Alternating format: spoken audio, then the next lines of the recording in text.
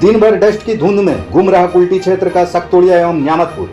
Video में दिख रही गुब्बार कोई प्राकृतिक कोहरा नहीं बल्कि इंसानी फितरत का खामियाजा है। बड़ी बड़ी वाहनों में ढोए जा रहे डस्ट हवा के साथ फिजा में कुछ इस तरह से लिपट गया है कि मानो सफेद चादर की दीवार हो। इस पार से उस पार देखना भी मुश्किल हो रहा था। इस स्थिति का खामियाजा स्थानीय लोगों के साथ साथ खासकर स्कूली बच्चों को भी भुगतना पड़ा। साथ ही प्रकृति को भी बड़े पैमाने में हानि पहुंच रही है। कोई व्यापार करे और उसका नुकसान पीढ़ियों को उठाना पड़े, ये तो समझ से परे है।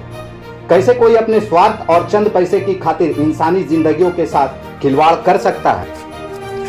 उल्लेखनीय है कि कुल्टी थाना क्षेत्र अंतर्गत चितरंजन रोड से इसको एवं दीसरगढ़ सकतोड़िया ईसीएल मार्ग तक डस्ट पॉल्यूशन से कुल्टी वासी हो रहे थे परेशान।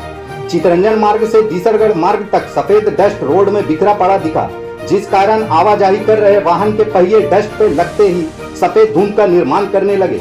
लगातार वाहनों की आवाजाही से डस्ट इतना फैल गया कि आम लोग के साथ स्कूल वैन में सवार बच्चों तक को डस्ट का सामना करना पड़ा। सुबह से ही यह नजारा चर्चा का विषय बना रहा।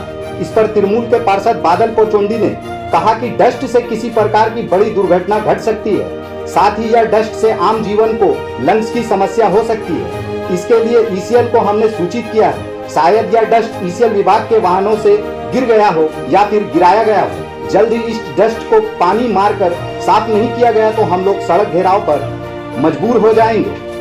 এই যে রাস্তার ধারে যারা ডাম্পারে করে নিয়ে যাচ্ছে রাস্তা দিয়ে অনেক ডাস্ট দিয়ে তাতে সাধারণ মানুষের যে হ্যারাসমেন্ট হচ্ছে এবং সবচেয়ে বড় কথা হচ্ছে যে এই ডাস্টের ফলে অনেকের ফুসফুস নষ্ট হবে, শ্বাস প্রশ্বাসের কষ্ট হবে, সব কিছুই হবে।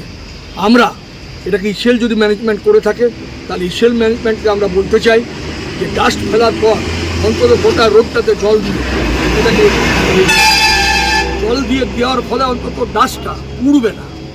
আমি একটু আগে আমি দেখছিলাম রাস্তা দিয়ে আসছিলাম কোনো কাজে কিশোরগড়ে, তো দেখলাম যে এত মানে ডাস্ট উড়ছে, একজন ভদ্রলোক তো পড়েই গেলেন। কিন্তু এইভাবে চলতে থাকলে তাহলে এটা তো ঠিক নয়। আমরা ইসিএল ম্যানেজমেন্টকে বলবো যদি আপনাদের এটা দায়িত্ব থাকে এবং গুরুত্বপূর্ণভাবে চিন্তা করে সেটাকে জল দিয়ে ভালোভাবে ডাস্টটাকে ক্লিয়ার করতে হবে। ক্লিয়ার মানে জল দিয়ে দিলে মোটামুটি ডাস্টটা উঠবে না। এটাই আমি অনুরোধ করবো ইসিএলকে।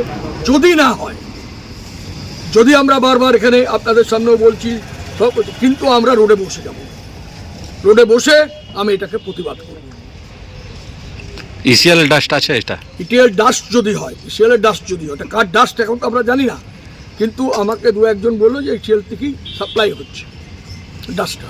যদি ইসিএল সাপ্লাই দেয় তো ইসিএলকে করণীয়, আর যদি না দেয় তাহলে যারা ডাস্ট নিয়ে যাচ্ছে তাদেরকে আটকিয়ে বলবো তোমরা এখানে মোটামুটি জলের বন্দোবস্ত, যে কোনো একটা জলের বন্দোবস্ত করতেই হবে। কারণ যেভাবে ডাস্ট উঠছে আগামী দিনে অনেকের হাঁপানি রোগ হয়ে যাবে, এখানে লাঞ্চের কষ্ট হবে, এগুলো তো দেখতে হবে। আপনার পরিচয়? আপনার পরিচয়? আমি বাদল কুইতন্ডি, কাউন্সিলর, ওয়ার্ড নম্বর 61।